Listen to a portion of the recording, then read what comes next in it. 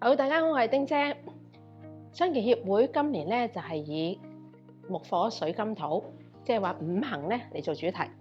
咁除咗湯水咧，唔知大家有冇留意咧，就加咗一啲茶飲嘅，就方便照顧者媽媽咧喺繁忙嘅時間咧唔得閒煲湯啦，咁都可以咧泡一啲養生茶咧嚟調理屋企人嘅身體。咁所以今日咧，我哋做一個蘋果茶俾大家。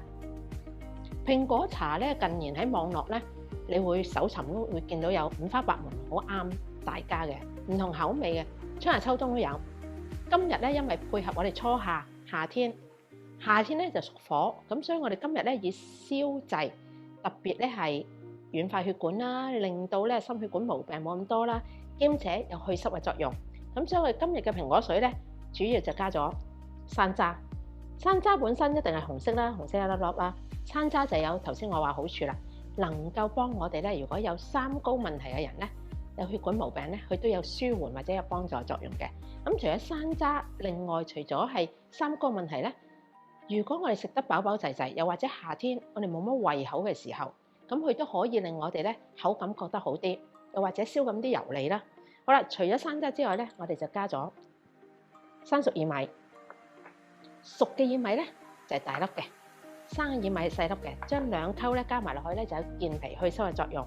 咁然蘋果啦，有啲朋友就問我啦，用蘋果乾得唔得啊？如果我屋企唔係成日都有新鮮蘋果喺度，都冇問題嘅。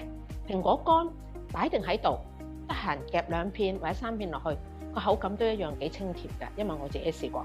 最後咧就加片陳皮，咁啊一如以往咧個陳皮咧唔使刮囊，因為靚嘅陳皮咧特別愛嚟焗茶嘅陳皮咧。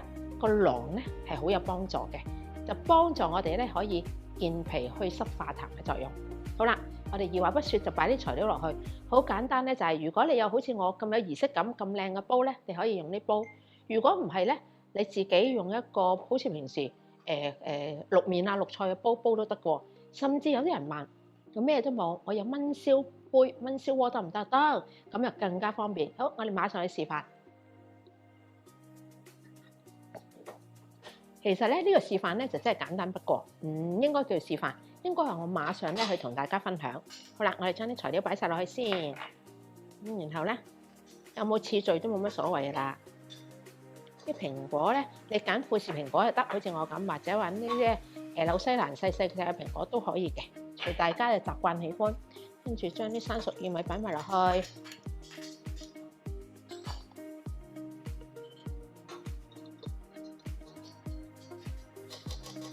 好啦，咁冚埋佢就得噶啦。